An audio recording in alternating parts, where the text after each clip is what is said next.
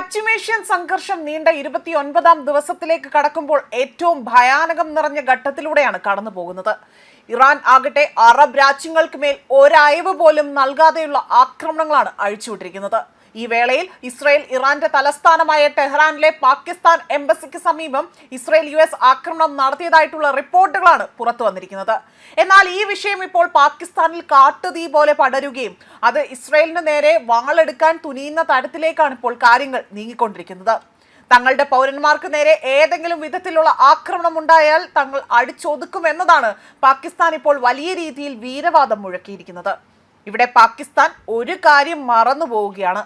Israel എന്ന രാജ്യത്ത് കയറി അവിടെ ഒരു വലിയ രീതിയിൽ ആക്രമണം നടത്താമെന്ന് അവർ വ്യാമോഹിക്കുന്നു.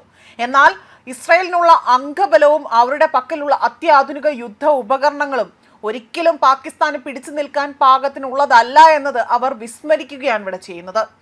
അതായത് പാകിസ്ഥാനെ അവരുടെ ഉള്ളിലേക്ക് ചെന്നുകൊണ്ട് വലിയൊരു ആക്രമണം നടത്താൻ പാകത്തിന് എല്ലാ സജ്ജീകരണങ്ങളും ഇസ്രയേലിന്റെ ഭാഗത്ത് നിന്നുണ്ട്. എന്നാൽ പാകിസ്ഥാൻ ആകട്ടെ ഇത് വിസ്മരിക്കുകയും അവരോട് കൊമ്പ് കോർക്കാനുള്ള കരുക്കൾ നീക്കുകയുമാണ് ചെയ്യുന്നത്. മാത്രമല്ല പാകിസ്ഥാൻ ആകട്ടെ ഇപ്പോൾ ഈ ഒരു വിഷയത്തിൽ ഇടപെട്ടുകൊണ്ട് തങ്ങൾ വലിയ രീതിയിൽ എന്തോ ചർച്ചകൾ നടത്തിയെന്നും തങ്ങൾ കാരണം തന്നെ ഈ ആക്രമണം അല്ലെങ്കിൽ ഈ ഒരു യുദ്ധം അവസാനിക്കുമെന്ന തരത്തിലുള്ള ഒരു വീമ്പിളക്കൽ കൂടി നടത്തുകയും ചെയ്തിരുന്നു. എന്നാൽ ഇതിനെല്ലാം ഒടുവിലാണ് ഇപ്പോൾ ഇത്തരത്തിൽ പാകിസ്ഥാന്റെ എംബസിയിൽ തന്നെ, അതായത് ടെഹ്റാൻ ആ പ്രദേശത്തുള്ള പാകിസ്ഥാൻ എംബസിക്ക് നേരെ വലിയ രീതിയിലുള്ള ഒരു ആക്രമണം ഉണ്ടായതായുള്ള വിലയിരുത്തൽ പുറത്തു വന്നിരിക്കുന്നത്. ഇതിന് മുന്നോടിയായിട്ടാണ് ഇപ്പോൾ ഇസ്രയേലിന് നേരെ വലിയ മുന്നറിയിപ്പ് നൽകി പാകിസ്ഥാൻ രംഗത്ത് വരുന്നതും. മാത്രമല്ല വലിയ രീതിയിൽ ഇറാൻ പൂർണ്ണമായും, അതായത് ഇസ്രയേലിന്റെ ഭാഗത്തു നിന്നും ഇറാനെ പൂർണ്ണമായും ആക്രമിക്കാൻ അവർ ഇതുവരെയും മുതിർന്നിട്ടില്ല. അതൊരിക്കലും ആ രാജ്യത്തിന്റെ ബലഹീനതയല്ല, മറിച്ച് ഏറെക്കുറെ തന്നെ ഇസ്രയേൽ ഇവിടെ സംയമനം പാലിക്കുന്നതിന്റെ ഭാഗമാണ് എന്നത് ഇവിടെ എല്ലാവരും വിസ്മരിക്കുന്നതിന്റെ ഒരു ഫലമായിട്ടാകാം പാകിസ്ഥാനും ഇപ്പോൾ തലപൊക്കി തുടങ്ങിയിരിക്കുന്നത് എന്നതാണ് രാഷ്ട്രീയ നിരീക്ഷകരടക്കം ഇവിടെ വിലയിരുത്തപ്പെടുന്നത്. മാത്രമല്ല ഇവിടെ അത് മനസ്സിലാക്കാതെ പാകിസ്ഥാൻ ആകട്ടെ ഇസ്രയേലിന് നേരെ തുനിഞ്ഞിറങ്ങാൻ ഒരുങ്ങുകയുമാണ്. ഇറാന്റെ തലസ്ഥാനമായ ടെഹ്റാനിലെ പാകിസ്ഥാൻ എംബസിക്ക് സമീപമായിരുന്നു ആക്രമണം ഉണ്ടായത്. ഇതോടുകൂടി ശക്തമായ മുന്നറിയിപ്പാണ് പാകിസ്ഥാൻ നൽകുന്നത്.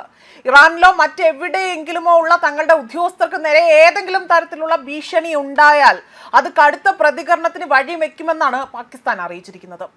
അതായത് പാകിസ്ഥാൻ അവർ പറയുന്ന കാര്യങ്ങൾ ഇങ്ങനെയാണ്: ഒരു കാര്യം ഇസ്രയേൽ ഓർക്കുന്നത് നന്നായിരിക്കും, പാകിസ്ഥാൻ ഖത്തർ അല്ല.